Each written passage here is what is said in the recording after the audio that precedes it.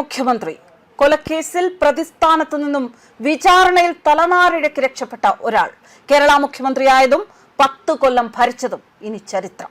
ക്രൂരമായ നടപടികൾ, കണ്ണിൽ ചോരയില്ലാത്ത നയവും തീരുമാനങ്ങളും, ദയയും കരുണയുമില്ലാത്ത മുഖ്യമന്ത്രി പിണറായി വിജയനെ തെരുവിൽ ജനം വലിച്ചു കീറുകയാണ്. ജനാധിപത്യത്തിൽ ജയിച്ചു കഴിഞ്ഞപ്പോൾ ജനത്തെയും പാർട്ടി പ്രവർത്തകരെയും പോലും തള്ളി ഏകാധിപതിയായ നേതാവിന്റെ പതനം മാത്രമല്ല, രാഷ്ട്രീയ ജീവിതത്തിന്റെ അവസാനം കൂടിയാവുകയാണ് ഈ തെരഞ്ഞെടുപ്പ്.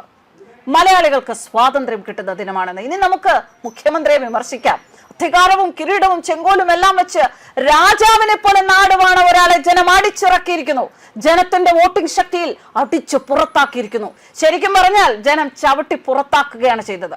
ശബരിമലയിൽ ക്ഷേത്രം തകർക്കാൻ ചരടുവലി. പിണറായി സർക്കാർ നിയമിച്ചവർ സ്വർണം കട്ടു. ആത്യന്തികമായി അതിന്റെ ഉത്തരവാദിത്വവും പാപഭാരവും ഒക്കെ ആ മനുഷ്യന് തന്നെ. ഒടുവിൽ വരെ പൊരിയുന്ന ചൂടിൽ 4 മണിക്കൂർ പിണറായി പരാജയപ്പെട്ട് വിറച്ച് വെയിലത്ത് നിർത്തുന്ന ഒരു മനോഹരമായ തിരഞ്ഞെടുപ്പ് കൂടിയായിരിക്കുന്നു ഇത്.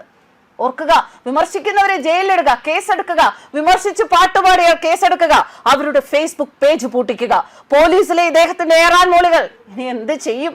തലപ്പത്ത് നിന്ന് തന്നെ അവരെ ഒക്കെ കഴുകി ഇറക്കിയിരിക്കും.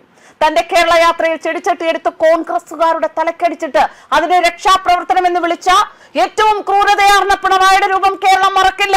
മലയാളികളെ തല്ലി ഒതുക്കിയ പോലീസുകാരെ എല്ലാം ഇനി പുതിയ സർക്കാർ കൈകാര്യം ചെയ്യും. പോലീസിലെ ക്രൂരന്മാരെ എണ്ണി ക്ഷവരപ്പിക്കും. എന്തായാലും ഇത്ര ക്രൂരനായ ഒരു വ്യക്തി കേരളത്തിന്റെ മുഖ്യമന്ത്രി പദത്തിൽ ഉണ്ടായിട്ടില്ല. ഇത്ര സംസ്കാരം കുറവുള്ള ഒരു വ്യക്തി, വാക്കുകൾ ഉപയോഗിക്കുമ്പോൾ മോശമായ ചീത്തവിളി നടത്തുന്ന ആൾ എങ്ങനെ കേരള മുഖ്യമന്ത്രി ആയി എന്നതാണ് ചോദ്യം.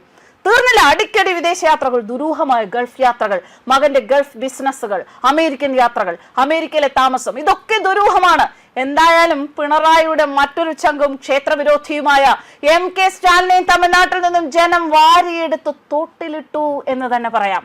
എന്തായാലും ഇത്ര ക്രൂരനായ ഒരു വ്യക്തി കേരളത്തിന്റെ മുഖ്യമന്ത്രി പദത്തിൽ ഉണ്ടായിട്ടില്ല.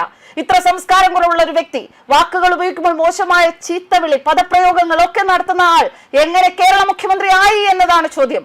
13 മന്ത്രിമാരാണ് തോൽവി നുണയുന്നത്. പാർട്ടി സെക്രട്ടറിയുടെ ഭാര്യ ശ്യാമള വരെ തോറ്റു. മാത്രമല്ല, പാർട്ടി വിട്ട G സുധാകരനും പയ്യന്നൂരിലെയും തളിപ്പറമ്പിലെയും സ്ഥാനാർത്ഥികളും UDF സഹായത്തിൽ ജയിച്ചു. മോണോ ആക്ട് മന്ത്രി വീണ വിജയനും കണക്കിന് കിട്ടി. പിണറായിയുടെ മന്ത്രിസഭ ഒന്നടങ്കം എടുത്ത് ജനം പുറത്തു കളയുകയായിരുന്നു. Roshy Augustine, VN Vasavan, R Bindu, Ganesh Kumar, P Rajeev, OR Kelu, V Sivankutty, Veena George, Abdurahiman, MB Rajesh, J Chinchurani, AK Saseendran, P Prasad എന്നിവർക്കെല്ലാം തിരിച്ചടി കിട്ടി. അതെ, കേരളം ഇന്ന് സ്വാതന്ത്ര്യം ആഘോഷിക്കുകയാണ്. ജനാധിപത്യത്തിന്റെ സ്വാതന്ത്ര്യം. News desk, Karma news.